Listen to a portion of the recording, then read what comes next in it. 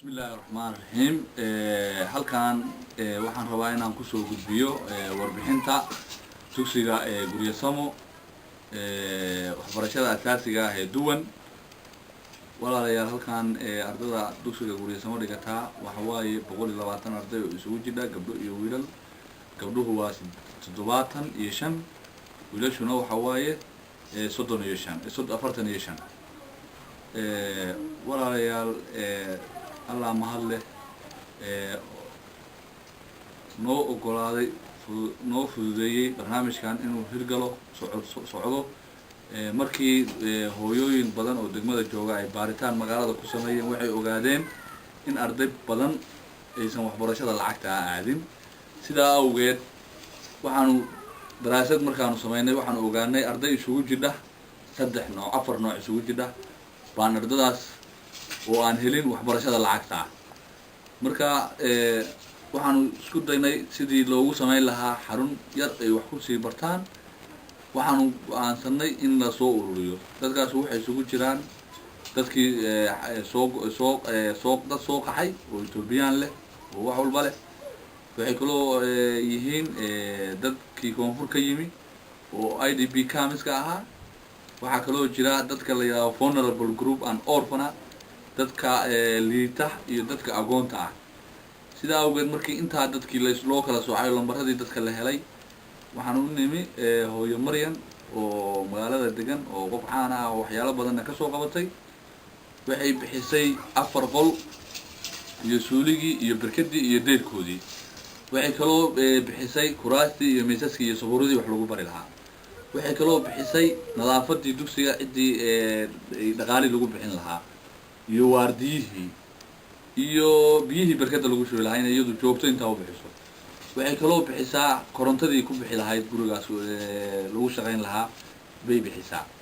waxay kaloo bixisaa $50 oo 3 macallin oo loo qabtay oo dhigaya oo ay ugu dadho mushaarka oo ay ku kaabto waxay kaloo bixisay kombiyuutarradii iyo printerradii iyo waraaqihii loogu talagalay barnaamijka macallimiintu waxaan ka rabnaa markaa inay gudbiyaan manhajka iyo tayada ardayga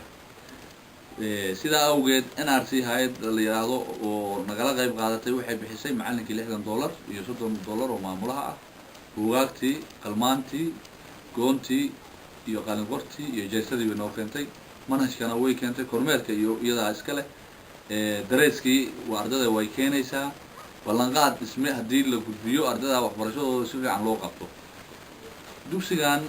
wasaaradda waxbarashadu iyaduna doorkeedu waxa waaye inay fuliso heshiiska manhajka iyo la socodka imtixaamaadka dugsigan waxaan joogo shaqo kuma laha sida aad halkan ku arkaysaan liiskan halkan idinka muuqda waa liiskii guddiga waalidiinta wuxuu isugu jiraa dadka reer koonfureedka dadkii isugu yimi waa dadkii dugsiga carruurtooda isugu jira waa 12 qof dhaqaalihiina soo galay bishaan labadii bilood oo iskoolku furnaa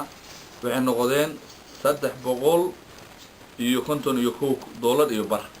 waa lacagtiina soo gashay kharashkiisina inta in leeyahay noqday warqadii dakhliga nagu soo galay waa tan tii kharashkuna waa tan sida tan ay u baxday liisaskii NRC oo hawsheeda doorka weyn ka ciyaaraysa ay soo sameysayna waa kuwa kan sidaas baan ku ognahay warqadii wasaaraddu keentay NRC oo registerka ahaana waa kan sidaas baynu ku la soconaynaa imtixaankii teeramka aanu qaadnay waraaqihii aanu ku qaadnay waa kuwa kan waxa waaye ardayda iyo dhibcoodii teeramka waxa waaye aakhirkana waxa loo gudbin doonaa wasaaradda waxbarashada oo saxiix ku leh saxiixeedina halkan yahay iyo maamulaha iyo macallinka warjoogaha baa saxiix iska leh intaas waa sidaas ku yahiin warqadan waa warqadii macallinka heshiiska lagu la galay oo ma garanaysaa wasaaradda iyo hay'adda iyo macallinku way ku galeen waxa kaloo halkan yaal manhajkii buugii luqada carabiga wa tarbiyada islaamiga oo wasaaradda iyo hay'addu ay u soo diyaariyeen ardayga heerkii koowaad weeye waxaana ka qayb qaatay hay'adaha hoos ku qoran arkaysaan sidaad ogtihiin manhajkan wuxuu marayaa level 1 mashruucan hadii uu lagu guuleysto wuxuu socon doonaa muddo 4 sano ah halkii sano 2 sano 2 fasal inuu isugu jiro baan jecelahay waxaanu dadaalaynaa inaanu gudbino manhajka waxaanu kaloo soo gudbinaynaa sida hay'adda WFP UNICEF wasaaradda kuma filla macallimiinta mushaharka ay qaataan waxaan codsanaynaa in ma garanaysaa macallimiinta noloo ku sameeyo mushahar oo wasaaradda waxaan khaasatan wasaaradda waxaan ka codsanaynaa inay macallimiinta u gudbiso WFP iyo UNICEF iyo hay'adaha kale oo quseeyo oo bixin kara mushaharooyinka sababtoo ah mushaharku macallinku wuxuu qaataa $60 iyo $20 oo maraykansiiso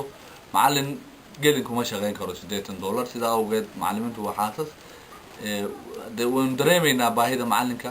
waxaynu rabnaa macallimiinta in loo helo waqti iyo dhaqaale ku filan macallinka si loo helo arday tayo leh haddii aan arday tayo macallinku mushahar ku filan helin waxa dhici karta in ardaygii uusan tayo yeelan oo macallinka iska niyad jabo sidaa awgeed hay'adda wasaaradda waxbarashada waxaan ku codsanaynaa Puntland marka koowaad iyo marka labaadba inay xil iska saadho ardayda masaakiinta isugu jira oo agoonta leh oo dadka soo qaxay leh oo dadka soo guriyo noqday leh inay xil iska saadho oo mashruucoodu ka furan yahay Carmo degmada Carmo ka furan yahay iskoolka magaciisana waxa la yiraahdaa Guryo Samo cid walba oo danaynaysa inay ka qayb qaadato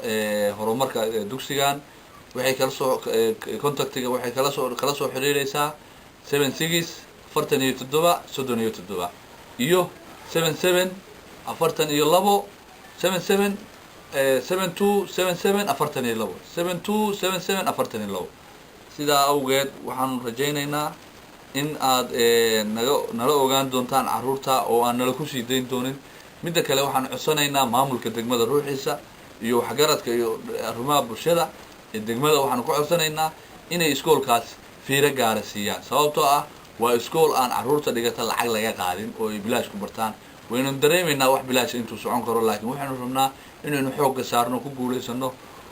maantana degmadeennu waa degmo aad u ballaaran waxaa ka furan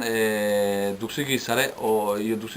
dugsigii tiba Ingiriis isagoo ah dugsigii labaad oo tiba Carabiya kalena waa dugsigii saddexaad oo tiba Soomaaliya manhajkii waxaa kaloo furan macadkii shariicada islaamka waxaa kaloo furan ardooyin kale horumarka waxbarashadu way sii koraysaa laakiin waxaanu maamulka marka koowaad iyo marka labaad maamulka degmada ka codsanaynaa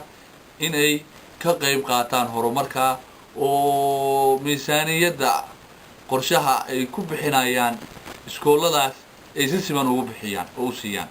wabillahi tawfiiq sidaasaan kusoo gabagabeynayaa anigoo ah maamulaha dugsiga Guryo Samo Mubaarak Saciid Ibraahim assalaamu calaykum waraxmatullaahi wabarakaatuh